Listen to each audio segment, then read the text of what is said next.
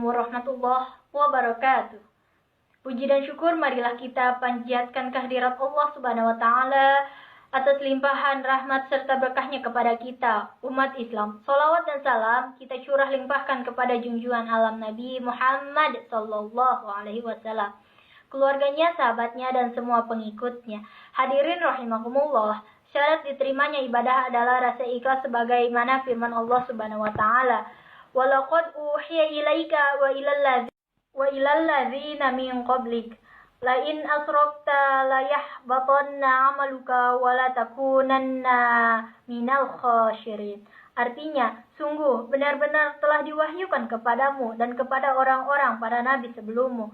Sungguh, jika engkau mempersekutukan Allah, niscaya akan gugurlah amalmu dan tentulah engkau termasuk orang-orang yang rugi. Quran Surat Az-Zumar 65.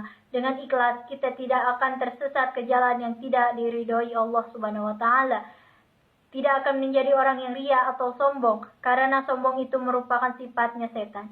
Seseorang yang ikhlas ibarat orang yang sedang membersihkan beras dari kerikil-kerikil dan batu-batu kecil di sekitar beras.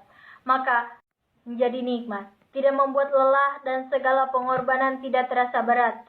Sebaliknya, amal yang dilakukan dengan ria atau menyebabkan amal tidak nikmat, pelakunya akan mudah menyerah dan selalu kecewa. Tetapi banyak dari kita yang beribadah tidak berlandaskan rasa ikhlas kepada Allah Subhanahu wa taala, melainkan dengan sikap ria atau sombong supaya mendapat pujian dari orang lain. Hal ini yang dapat menyebabkan ibadah kita tidak diterima oleh Allah Subhanahu wa taala. Rasulullah Shallallahu alaihi wasallam pernah bersabda, "Keikhlasan dalam beragama cukup bagimu amal yang sedikit." Dalam hadis lain Rasulullah Shallallahu alaihi wasallam bersabda, "Sesungguhnya Allah tidak menerima amal kecuali dilakukan dengan ikhlas dan mengharap ridhonya." Imam Syafi'i pernah memberi nasihat kepada seorang temannya, "Wahai Abu Musa, jika engkau berjihad dengan sebenar-benar kesungguhan untuk membuat seluruh manusia ridho, suka, maka itu tidak akan terjadi. Jika demikian, maka ikhlaskan amalmu dan niatmu karena Allah Subhanahu wa taala."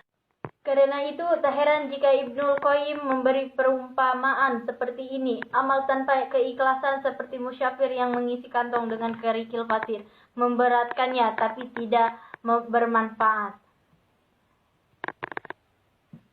Lalu, bagaimana cara agar bisa beribadah dengan ikhlas? Cara agar kita dapat mencapai rasa ikhlas adalah dengan mengosongkan pikiran di saat kita sedang beribadah. Karena itu, tak heran jika Ibnul Qayyim memberi perumpamaan seperti ini. Amal tanpa keikhlasan seperti musyafir yang mengisi kantong dengan kerikil pasir, memberatkannya tapi tidak bermanfaat. Lalu, bagaimana cara agar bisa beribadah dengan ikhlas? Cara agar kita dapat mencapai rasa ikhlas adalah dengan mengosongkan pikiran di saat kita sedang beribadah kepada Allah Subhanahu wa taala. Kita hanya perlu memikirkan Allah. Salat, amal yang kita lakukan hanya untuk Allah. Lupakan semua urusan di duniawi, kita hanya tertuju pada Allah. Jangan memunculkan rasa ria atau sombong di dalam diri kita karena kita tidak berdaya di hadapan Allah Subhanahu wa taala. Rasakanlah Allah berada di hadapan kita dan sedang menyaksikan kita. Insyaallah dengan cara ini Anda dapat mencapai ikhlas, dan jangan lupa untuk berdoa memohon kepada Allah Subhanahu wa taala agar kita dapat beribadah secara ikhlas untuknya. Demikian yang saya sampaikan, mudah-mudahan bermanfaat. Mohon maaf atas segala kekurangan. Wabillahi taufiq wal hidayah. Wassalamualaikum warahmatullahi wabarakatuh.